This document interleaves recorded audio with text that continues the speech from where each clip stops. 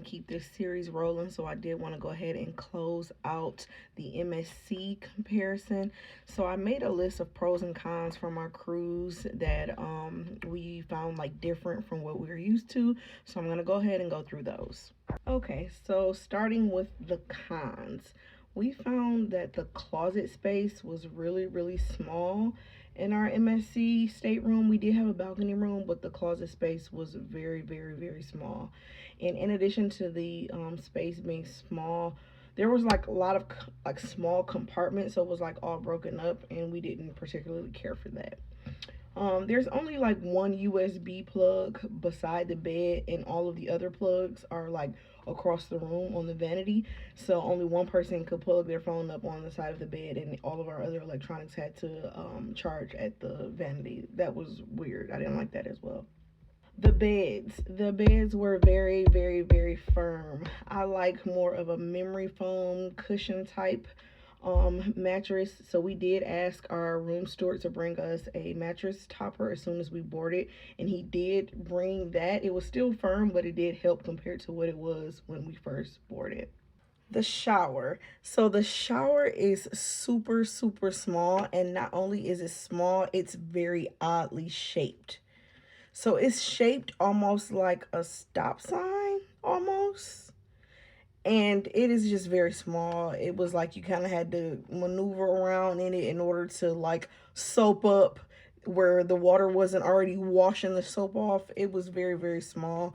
The water pressure was good in the shower, but the shower itself is super small. Another thing that bothered us was the room was very warm, even though we had the air turned all the way up. We were on like the 15th floor, and it was really warm. It wasn't like we were sweltering, but it was like, whoa, it's a little hot in here, ain't it? Like, yeah, it is hot, but the air was on, so that was another thing. So outside of that, the room was fine. It was clean. We did find that they stored items under the bed for housekeeping. Like if we were going to ask for towels, they would have like spare towels under the bed and things like that. But other than that, the room was clean. We got service every single day. If we did call and ask for something, they would bring it right up. But other than that, the stateroom was fine, and we got a free upgrade. So how can we really complain? So moving on to other cons, just about the ship in general. So they would change the location of the party, but they would not like announce where the new location would be. So we would go to, let's just say, the nightclub, and nobody would be there, or it would be roped off, and we'd be like, where's the party? And they would be like, oh, they moved it where, we don't know. So we would just walk around the ship, and then boom, the party is now in the atrium because some special event was happening in another room. Like they would constantly do that. They did that a few times during our sailing, moved certain events to other spaces and didn't like announce where or say where. So we didn't know where to find it. We kind of had to just go off on our own and find it. Deck 6. The elevator system. So we are used to the smart elevators at Carnival. When I say smart elevators, that means there's a little kiosk outside of the elevators, and you press what floor you're going to, and then it tells you which elevator to get on specifically for that floor.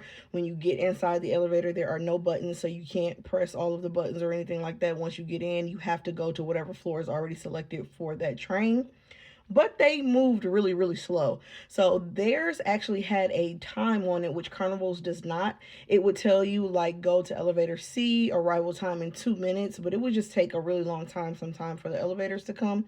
But they do have smart elevators. So we did find that they also have a problem with overbooking. If you watched my other vlog, you would see that they actually overbooked us for the specialty restaurant, the hibachi restaurant.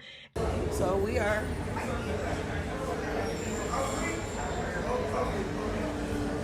at our own little private dinner for Valentine's Day, which ends up working out. God is good. As well as when we booked a clamshell, they had overbooked that, and then they just tried to accommodate us in another way. We ended up getting our own chef at a hibachi table because they had overbooked our reservation for that, and then they ended up upgrading us to a day bed at the beach because they had overbooked the clamshells. So if you book something and you are dead set on having just that, make sure you get there early. Make sure you confirm that what you have or have reserved is booked, because they do overbook things.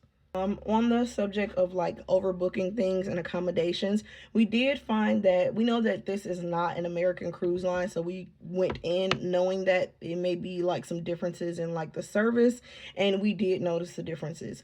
So they were not rude or anything like that, but they also were not necessarily as helpful as we're used to. So if you like went up to them and said, "Hey, this is a problem," and they didn't like know the answer to it, there was no extra effort to help you. They were just like, don't know. So then you had to figure it out. So I know like one day my band for the room had stopped working, and I was like, hey, my band stopped working, and they were like, the place doesn't open till 1 p.m., but it was like 10 o'clock in the morning. So I'm like, well, what am I supposed to do all day? And they were like, don't know. So like they never resolved it. I just had to wait. They don't have that type of capacity where they're going over and beyond to help you. They're just going to tell you what they know. And if that doesn't work for you, then you can figure it out. We did do a few of the shows, but we did notice that they didn't have as many shows as we are used to on Carnival. We are used to there being like an early evening show, then a late evening show, like every single day. We tried to go to a comedy show, but it overlapped with one of our other reservations, and we just missed the nighttime show. There was literally one daytime show and one evening comedy show for the entire weekend cruise that we were there. So we never even got to see a comedy show. So make sure you keep that in mind when you're booking your reservations and making your plans, that if you really want to go to a show, plan around it, because there are not like a lot of repeating of the shows and comedy shows and things like that. So this one really blew me because I'm so used to cruise lines like penny pinching and stuff like that. They did not have an ATM on the ship. There was no ATM at all. So you can add money to your account via cash or debit card, but you cannot get cash out of any machine whatsoever. So when I was playing in the casino and I was running low on cash, I was like, let me get some cash out the ATM. And it was like, yeah, that doesn't exist. So make sure you bring enough cash for your entire cruise, because you will not be able to go to the ATM unless you go to one at one of the ports. We are pretty easygoing when it comes to like rules and regulations. Like we don't generally make a big fuss about things, and we are going to have a good time regardless. But one of the biggest things that bothered me on this cruise is that we did have the premium drink package, and they would have specialty drinks at the bar, and they are not included in the drink package.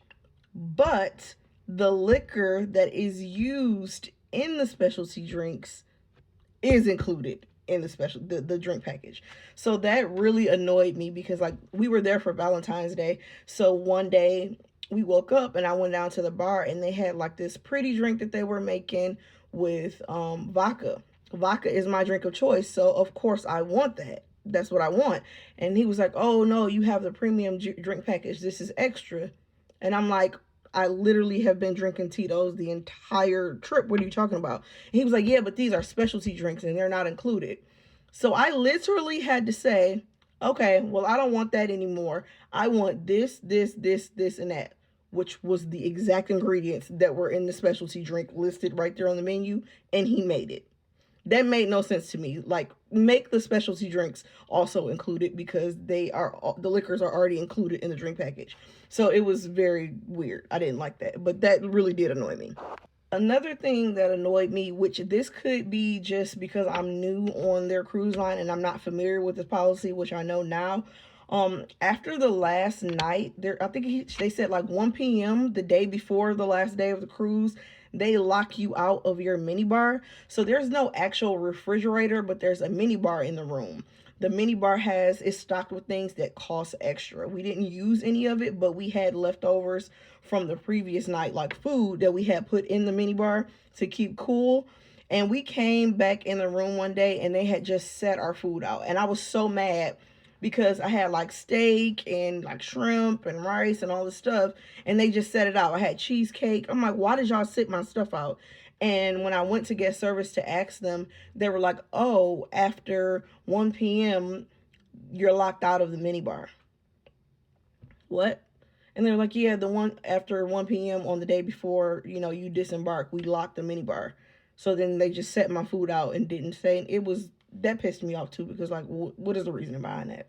Now, we did see a lot of complaints about the food, so we went in with a really open mind. But I did find that there was a huge variety of food, like in the buffet and things like that. And it was hot, it was fresh. It wasn't always seasoned to perfection or anything like that, but it was available. It was something for everybody to find, whether you like pizza or pasta or chicken. It was always something available. But what I did notice is compared to Carnival, there was not a lot of free food items outside of the buffet. So either you could book a specialty dining restaurant or you could eat at the buffet. There were not like a bunch of small little restaurants compared to like Guy's Burgers or Shaq's Big Chicken that you could actually eat at outside of the buffet. Okay, so that pretty much was the most of the cons. There were definitely more pros than cons. We had a ball. We even said that we would definitely sell them again. It was worth what we paid for it. So the cons list, it seemed pretty long, but there were definitely more pros.